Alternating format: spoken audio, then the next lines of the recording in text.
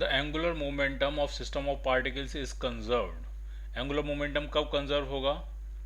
जब उस पर कोई एक्सटर्नल टॉर्क नहीं लगेगा। नेट एक्सटर्नल टॉर्क जब जीरो होगा तभी उसका एंगुलर मोमेंटम कंजर्व रहेगा। ठीक, तो क्या आंसर बनने वाला है? When no external force act on the system, external force बिल्कुल लग सकते हैं। When no external torque act on the system, no net external torque होना चाहिए यहाँ पे।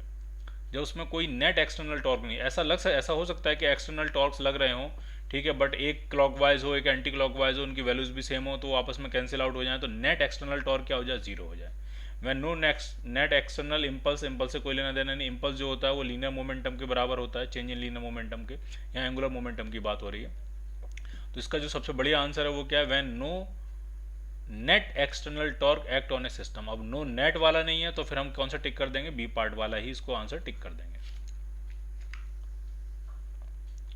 If a person standing on a rotating disc stretches out his hands, जैसे ही वो पर्सन, कोई पर्सन है वो रोटेटिंग डिस्क पे खड़ा हुआ है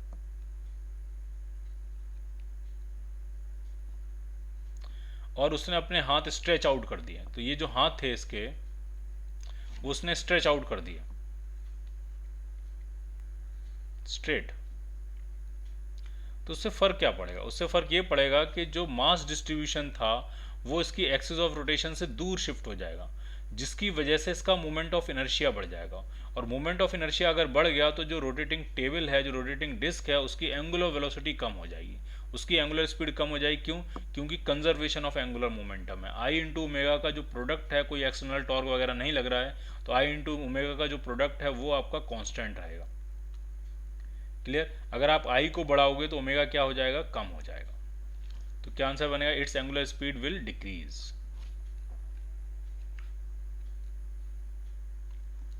When a disk rotates with uniform angular velocity, which of the following is not true?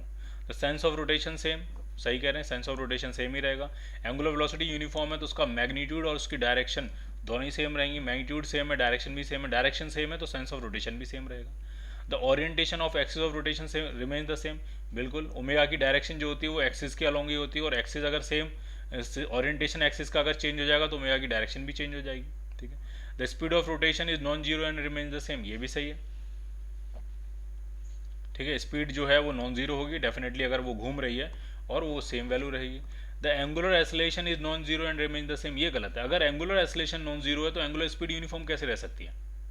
इसलिए इसका जो गलत आंसर है, which of the following is not true पूछ रहे हैं, तो आंसर क्या बनेगा आपका? D part.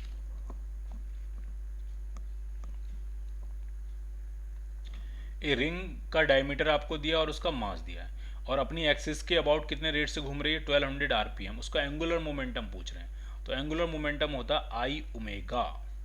आई कितना होगा रिंग का? तो रिंग का अपनी जो कन्वेंशनल एक्सिस होती है उसके सेंटर से पास करती है, प्लेन के परपेंडिकुलर होती है, तो वो होता है M R square into omega. सारी वैल्यू डाल देते हैं। मास जो दिया है वो 10 kg दिया है। डायमीटर 0.4 मीटर है तो रेडियस हो जाएगी 0.2 और उसका स्क्वायर, और ओमेगा दिया 1200 आरपीएम, तो उसको तो रेडियन पर सेकंड में कन्वर्ट करना पड़ेगा। तो रेडियन के लिए 2 पाई से मल्टीप्लाई और सेकंड्स के लिए 60 से डिवाइड। तो 60 से अगर इसको कैंसिल करेंगे तो ये 20 टाइम्स कैंसिल हो जाएगा।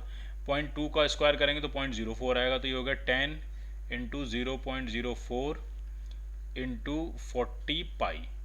तो एक जीरो और एक जीरो ये हटा के ये पॉइंट हट जाएगा, तो आपका आंसर आया 16 पाई। पाई की वैल्यू 3.14, तो ये आपको जो आंसर बनेगा वो 48 से थोड़ा ज़्यादा होगा, यानी 50 के आसपास ये पहुंचेगा। तो आपका आंसर जो बनेगा वो आपका आंसर बनेगा डी पार्ट। बाकी आप खुद मल्टीप्लाई कर लेना पूरा, इसमें कितना हो जाएगा। A uniform disc of radius a and mass M is rotating freely with angular speed omega. Disc है, मास एम है, रेडियस ए है, ओमेगा से घूम रही है हॉरिजॉन्टल प्लेन में, about a fixed smooth fix vertical axis through its centre. ठीक, कुछ इस तरह की सिचुएशन रही होगी। ये कहीं एक फिक्स्ड वर्टिकल एक्सिस होगी जो उसके सेंटर से पास करेगी। ठीक, रेडियस मास कितना है एम, रेडियस कितनी है ए, और कितनी एंगुलर वेलोसिटी से घूमे जा रही है, तो वो दिए आपको omega. A particle also of mass M is suddenly attach to the rim of the disc and rotates with it. ठीक, नई एंगुलर वेलोसिटी आपसे पूछ रहे हैं, तो बहुत सिंपल है, एक एम मास का पार्टिकल इसके साथ आके अटैच हो गया, तो नई एंगुलर वेलोसिटी कितनी होगी, फाइनल एंगुलर वेलोसिटी कितनी होगी, ओमेगा डैश कितनी होगी, आपसे पूछ रहे हैं। तो क्या कंसेप्ट लगेगा इसमें?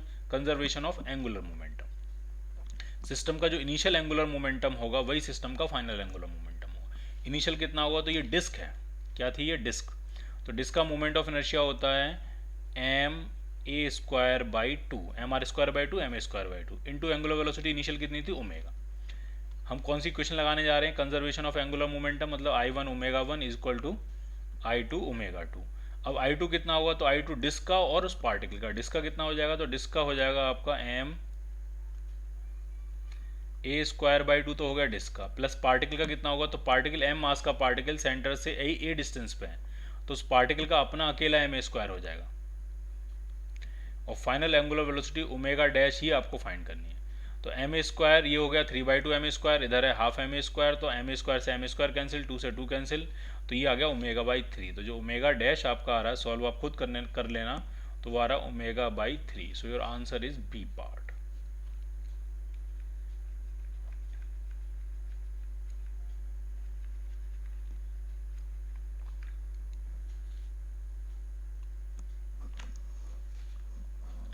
A uniform square plate has a small piece Q of an irregular shape removed and glued to the center of the plate, leaving a hole behind in the figure। Situation ये है, एक uniform plate थी और यहाँ से एक छोटा सा टुकड़ा हमने काटा और उसको उठा के उसको वहाँ से होल निकाल के और सेंटर पे स्टिक कर दिया। अब मोमेंट ऑफ इनर्शिया के बारे में पूछ रहे हैं, तो ऑब्वियसली मास जो है वो एक्सिस ऑफ रोटेशन के पास आ गया है, सेंटर पे आ गया है।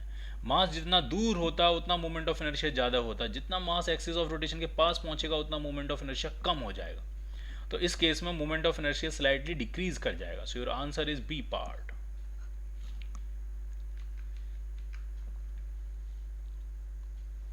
ए diver in a swimming pool bends his head before diving. Diving जब मारते हैं तो एकदम बॉडी को सिकोड़ लेते हैं, ठीक है, हाथ पैर सर बिल्कुल पास कर लेते हैं, एकदम रिंग जैसी शेप में आ जाते हैं। इससे क्या होता है, जैसे ही वो अपने सर को पास लेके आएगा, हाथ पैर भी समेटेगा अंदर की तरफ, तो उससे क्या होगा, उसका जो मास डिस्ट्रीब्यूशन है एक्सिस ऑफ रोटेशन के पास आ जाएगा, तो इससे मोमेंट ऑफ इनर्शिया कम हो जाएगा। और मोमेंट ऑफ इनर्शिया अगर कम हो गया तो एंगुलर वेलोसिटी बढ़ जाएगी। Conservation of angular momentum, I omega constant रहेगा, आई अगर आपने कम किया तो ओमेगा आपका बढ़ जाएगा। तो क्या आंसर बनेगा, मोमेंट ऑफ इनर्शिया डिक्रीज होगा और एंगुलर वेलोसिटी इंक्रीज होगी। तो decrease in moment of inertia बिल्कुल ठीक है, और इंक्रीज इन एंगुलर वेलोसिटी तो वो ऐसा कुछ आंसर है नहीं, तो सिर्फ आंसर क्या बनेगा इसका, A part.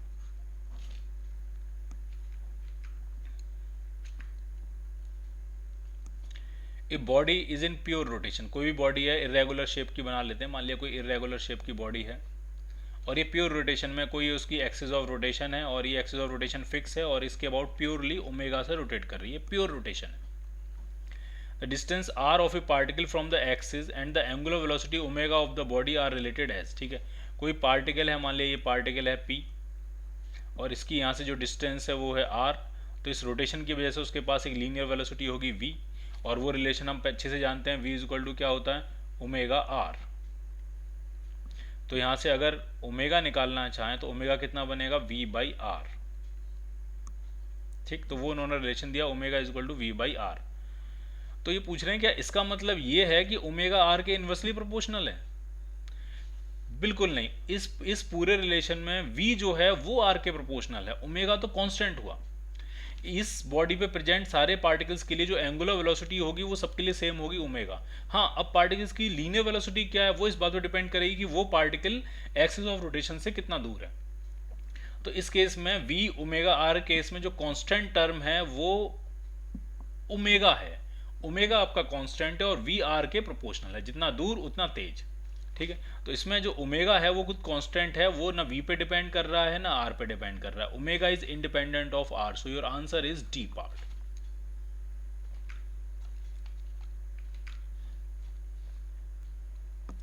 The rotational kinetic energy of a body is E and its moment of inertia is I. Rotational kinetic energy E है, मोमेंट ऑफ इनर्शिया आई है, एंगुलर मोमेंटम पूछ रहे हैं, तो बहुत ही आसान है, देखिए कैसे। जो रोटेशनल काइनेटिक एनर्जी होती है वो हाफ आई ओमेगा स्क्वायर होती है। अब हम क्या करेंगे, एक आई से ऊपर मल्टीप्लाई कर लेंगे, एक आई से नीचे मल्टीप्लाई कर लेंगे, तो ई इज इक्वल टू आपका आया हाफ, ऊपर बन गया आई ओमेगा का स्क्वायर, आई ओमेगा खुद एंगुलर मोमेंटम होता है अपॉन आई, तो ये बन गया एल स्क्वायर अपॉन 2i। तो यहाँ से अगर आपको एल निकालना होगा तो एल आपका आ जाएगा under root 2EI। So your answer is C part. ये बिल्कुल वैसे ही है जैसे कि लीनियर मोमेंटम होता है √2m के, याद आ रहा है, √2m के linear momentum, linear translational kinetic energy, angular momentum, rotational kinetic energy. Linear momentum में जो काम मास करता है, एंगुलर मोमेंटम वाले केस में वही काम कौन करता है, उसी के एनालॉगस क्या होता है, मोमेंट ऑफ इनर्शिया। क्लियर।